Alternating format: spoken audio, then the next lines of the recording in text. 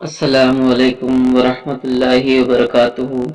محترم ناظرین، استقبال ہے آپ کا آپ کے اپنے یوٹیوب چینل قرآن اور سائنس میں۔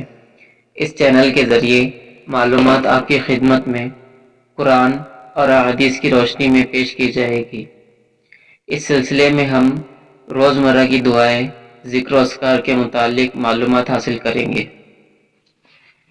ابن سنی نے ابو دردہ رضی اللہ عنہ سے روایت کیا کہ رسول اللہ صلی اللہ علیہ وسلم نے فرمایا، جو شخص روزانہ صبح و شام 7 مرتبہ یہ دعا پڑھے گا، اللہ تعالیٰ اس کے لیے دنیا و آخرت کے پریشانی سے کافی ہوگا۔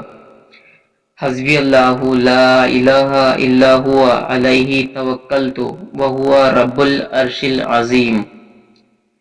حسبی اللہ لا الہ الا ہوا علیہ توکلت وہو رب العرش العظیم۔ میرے لیے اللہ ہی کافی ہے، اس کے سوا کوئی معبود برحق نہیں، اسی پر میں نے توکل کیا اور وہ عرش عظیم کا رب ہے۔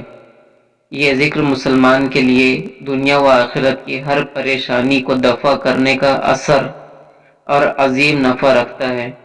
حسبی اللہ کا معنی ہے اللہ تعالیٰ میرے لیے کافی ہے۔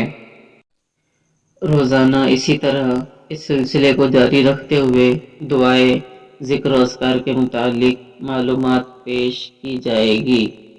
السلام علیکم ورحمۃ اللہ وبرکاتہ۔